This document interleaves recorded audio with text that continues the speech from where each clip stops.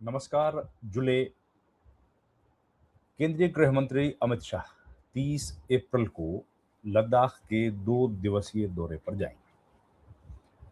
लद्दाख में जो हिंसा हुई थी, लद्दाख में जो एजिटेशन चल रहा था, लद्दाख की जो मांगे हैं जिनको लेकर लद्दाख के लोग लंबे समय से एजिटेट कर रहे थे, और उसके बाद एक हिंसा हमने देखी थी। उस हिंसा के बाद बैठकों का दौर, एक एक दो बैठकें भी हुई, लेकिन तब से लेकर के लगातार तनाव की स्थिति है कि बैठकें कब होंगी, बातचीत कब बहाल होगी। इस बीच ये जो दौरा है, ये बड़ा महत्वपूर्ण माना जा रहा है। अमित शाह ने एक ट्वीट किया था और जानकारी दी। वीके सक्सेना जो उपराज्यपाल हैं, उन्होंने बताया था कि यात्रा की घोषणा के बारे में बताया कि जो एक तो इस इलाके में विकास, डेवलपमेंट है, उसके प्रति केंद्र सरकार की जो प्रतिबद्धता है, उसको दर्शाता है। 1 मई को अमित शाह बुद्ध पूर्णिमा के अवसर पर लेह में जो भगवान बुद्ध के पवित्र अवशेषों को श्रद्धांजलि अर्पित करेंगे, और 1 से 14 मई तक लद्दाख में चल रही अवशेषों की प्रदर्शनी के आध्यात्मिक महत्व पर अपने विचार भी रखेंगे। एक तो ये काम है। गृह मंत्री गृह मंत्रालय 22 तारीख को राजनीतिक संवाद के लिए गठित उच्च अधिकार समिति की उप समिति, सब कमेटी है ये, सब कमेटी की एक बैठक भी बुलाएगा। ये दोनों बातें बताई गई हैं। उन्होंने कहा कि बैठक में जो भी स्टेक होल्डर्स हैं, उनके साथ एक कंस्ट्रक्टिव डिस्कशन हो। वो चल ही रहा है, वो डिस्कशन का एक इरेगुलर इंटरवल पे बातचीत होती है, वो बातचीत होगी। और लद्दाख के लोग जो भी स्थायी समाधान निकालना चाहते हैं इन मसलों का, उस पर काम होगा। खैर, लद्दाख के मुद्दों पर बातचीत में प्रमुख जो इम्पोर्टेंट स्टेक होल्डर्स हैं, उनके साथ गृह मंत्री की बातचीत हो, ये मांग की गई है लद्दाख के लोगों के द्वारा। उन्होंने कहा है कि भाई, हमारे से अगर आ रहे हैं तो बातचीत करनी चाहिए। लद्दाख के जो 2 खित्ते हैं मुख्तलिफ, लेह और करगिल, उनके जो 2 बॉडीज़ हैं, केडीए और एपेक्स बॉडी। लेह की जो एपेक्स बॉडी है और करगिल की केडीए है, उन दोनों खित्तों की जो 2 बॉडीज़ हैं, उनकी बैठक हुई। और उस बैठक में ये तय किया गया कि भाई अमित शाह इस मसले को जल्द समाधान करें। वो आ रहे हैं तो भाई कुछ पॉजिटिव निष्कर्ष निकले। इस बैठक को संबोधित किया अली असगर करबलाई ने और दोरजे साहब ने, जो कि एपेक्स के हेड को चेयरमैन हैं, उन्होंने। तो इन दोनों ने बैठक को संबोधित करते हुए कहा कि हम लोग चाहते हैं कि बातचीत का जो सिलसिला है, जिस बारे में हम लोग बात कर रहे हैं, वो मामला जल्द सुलझाया जाए। ये उनकी डिमांड है। अब सवाल ये उठ रहा है कि जिन जिन मांगों को लेकर के लंबे समय से लोग एजिटेशन कर रहे हैं, उन मांगों पर अभी तक सरकार ने विशेष ध्यान नहीं दिया है। और ये कहना है लद्दाख के लोगों का कि हम लोग इस वजह से थोड़े से खफा हैं, या लोग थोड़े से नाराज हैं। तो ऐसी स्थिति में अब अमित शाह का ये जो दौरा है, 2 दिवसीय दौरा है, ये बड़ा महत्वपूर्ण है कि अमित शाह क्या इन जो स्टेक होल्डर्स हैं, इनके साथ मुलाकात करेंगे, जिस बैठक की बातचीत बार बार की जा रही है, उस बैठक का हिस्सा बनेंगे। और उस बैठक का अगर ये लोग वहाँ पर किसी तरह के कंक्लूजन की तरफ या बातचीत को आगे बढ़ाने की तरफ बढ़ते हैं, तो अमित शाह क्या उस बैठक में रहेंगे? क्या ऐसी कोई बैठक बुलाएंगे, या अलग से कोई मुलाकात होगी? क्योंकि ये एक बड़ा महत्वपूर्ण दौरा है। लद्दाख आप जानते हैं कि स्ट्रेटेजिकली बड़ा इंपॉर्टेंट ज्योग्राफिकल लोकेशन है, और ये मसला बहुत लंबे समय से चल रहा है। सोनम वांगचुक भी आज की बैठक में शामिल हुए, उन्होंने भी शिरकत की।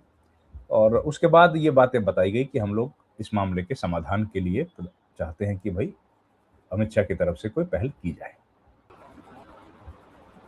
तो लद्दाख के लीडर्स की जो बैठक हुई, उसके बाद ये बताया गया कि वो चाहते हैं कि एक तो अमित शाह यहाँ पर लेह में, क्योंकि वो खुद आ रहे हैं, तो लेह में बैठक करें, और बैठक में शिरकत करने वाले जो भी स्टेक होल्डर्स हैं उनको बुलाएं और बातचीत करें, क्योंकि वो लेह में रहेंगे।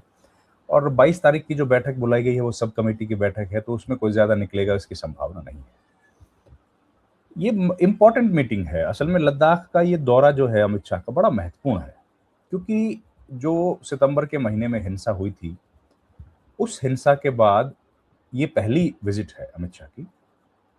और एजिटेशन जब से शुरू हुआ है, तब से, या मुझे लगता है 2024 के लोकसभा चुनाव के बाद भी शायद शायद ये पहली बैठक है, पहली बार अमित शाह विजिट कर रहे हैं लद्दाख में।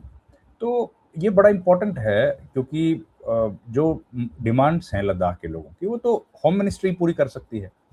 और होम मिनिस्टर खुद अगर वहाँ विजिट कर रहे हैं, तो ज़ाहिर है उनको उम्मीद होगी कि भाई वो बैठक अगर उनके साथ हो जाए, क्योंकि अभी जो दिल्ली में बैठक होती है, वो होती है एक जो कमेटी बनाई गई है, उसमें अमित शाह नहीं रहते हैं, उसमें एमओएस होम नित्यानंद स्वामी रहते हैं, नित्यानंद राय, माफ कीजिएगा, नित्यानंद राय। तो अब इस ऐसी स्थिति में जब वो आ रहे हैं, तो अगर अमित शाह इनके साथ मिलते हैं, तो ये बड़ा इंपॉर्टेंट होगा। और इंपॉर्टेंट का मतलब ये है कि देखिए, ट्रस्ट डेफिसिट की तो बात है दोनों पक्षों की तरफ से, केंद्र सरकार की तरफ से भी और लद्दाख के लोगों की तरफ से। तो इसका क्या समाधान है कि ट्रस्ट डेफिसिट को दूर कैसे किया जाए, विश्वास बहाली, भरोसा बहाली कैसे हो? क्योंकि जिस जिस तरीके से हिंसा की घटना घटी थी, और हिंसा के बाद सोनम वांगचुक को डिटेन किया गया था, लंबे समय तक डिटेंशन में रहे, करीब 6 महीना, 5-6 महीना। और अभी भी कुछ लोग हिरासत में हैं, कुछ लोग अरेस्ट किए गए हैं, गिरफ्तार किए गए हैं, कुछ लोग अभी हैं जेल में। तो उन लोगों को भी छोड़ा जाए, उन लोगों पर जो मामले दर्ज किए गए हैं, वो मामले वापस लिए जाएँ, ये डिमांड है लद्दाख के लोगों की। अब क्या इस डिमांड को होम मिनिस्टर पूरा करेंगे? मालूम नहीं है, ये इम्पोर्टेंट है। सवाल ये उठ रहा है कि विश्वास बहाली आखिर होगी कैसे? कैसे विश्वास को किया, और जब तक विश्वास की बहाली नहीं होगी, तब तक बातचीत किसी नतीजे पर पहुंचेगी, इसको लेकर सबको संशय तो है। अब ये इम्पोर्टेंट विजिट है अमित शाह का, 2 दिवसीय है, ऊपर से 2 दिन का विजिट है, 1 रात वहाँ रुकेंगे वो। तो ऐसी स्थिति में काफ़ी इम्पोर्टेंट है, 30 तारीख को आ रहे हैं, 29 तारीख को आखिरी चरण का मतदान है बंगाल में, और 30 तारीख को वो पहुँच जाएँगे। 1 मई को लेबर डे भी है, तो क्या अमित शाह वहाँ पर इनसे मुलाकात करेंगे? ऊपर से भगवान बुद्ध का जो पवित्र अवशेष हैं, उनको श्रद्धांजलि देने का भी कार्यक्रम है। ये अवशेष जो है, ये पेपर हवा से लाए गए हैं, 1 से 14 मई तक सार्वजनिक प्रदर्शनी के लिए रखे जाएंगे। तो एक पवित्र यात्रा इसको माना जा रहा है। फिर गृह मंत्री लेह में जो वरिष्ठ अधिकारी हैं, सेना के, आईटीबीपी के, सीएपीएफ जिसको बोला जाता है, उनके साथ बैठक कर सकते हैं, और क्या स्थिति है उस पर समीक्षा बैठक करेंगे। अब राजनीतिक संवाद की जहां तक बात है, तो उपराज्यपाल वीके सक्सेना की हाजिरी में क्या ये बैठक होगी? क्या इस बैठक से कुछ निकलेगा? क्या ये बैठक करेंगे? अगर ये बैठक होती है, तो जाहिर है जो एक दूसरे के प्रति ट्रस्ट डेफिसिट दिखता है, वो कम होगा, और ये मामला सुलझने की तरफ धीरे धीरे कदम बढ़ाएगा। अब अमित शाह की यात्रा के पहले 5 नए जिलों की घोषणा की है, जो हमने कल बताया भी था आपको, नुब्रा, शाम, चांगथांग, जांस्कर और द्रास। अब इनको मंजूरी दे दी गई है। अब संख्या 2 से बढ़कर 7 हो जाएगी। लेकिन स्टेटहुड मिले, छठी अनुसूची जो है, 6th शेड्यूल, उसमें शामिल किया जाए। ये जो 2 मांगे हैं, इन मांगों पर सरकार क्या रवैया अख्तियार करती है, असली मामला ये है। अब पब्लिक सर्विस कमीशन की भी जो बात है, अभी जो एग्जाम्स वहाँ लिए जा रहे हैं यूपीएससी के थ्रू, कुछ एग्जाम्स कंडक्ट किए गए हैं, और लोकल जो निचले दर्जे की जो पोस्ट हैं, उन पोस्ट को भी भरा जा रहा है सरकार के द्वारा। तो सरकार अपनी तरफ से कोशिशें कर रही है, लेकिन सवाल ये, और रिजर्वेशन की भी बात, 85% लोकल व्यक्ति लोगों को दी जाएगी, वो भी मामला हुआ। लेकिन सवाल ये उठ रहा है कि जो मुख्य मांगे हैं, अभी वहां तक बातचीत नहीं गई है, और 22 मई की जो बातचीत है, वो होने वाली है उन मुद्दों को लेकर के, जो मुद्दे मतलब सब कमेटी की बैठक है, तो उसमें कोई फैसले करेंगे ऐसा लगता नहीं। और इर्रेगुलर इंटरवल पर बात हो रही है, रेगुलर नहीं है कि भाई महीने में 1 बार बात होगी, या महीने में 2 बार बात होगी, या 2 महीने में 1 बार, ऐसा फिक्स नहीं है। डेट दी जाती हैं, अभी जैसे 22 मई का तारीख तय किया गया है, लेकिन उस तारीख में भी सब कमेटी की बैठक है।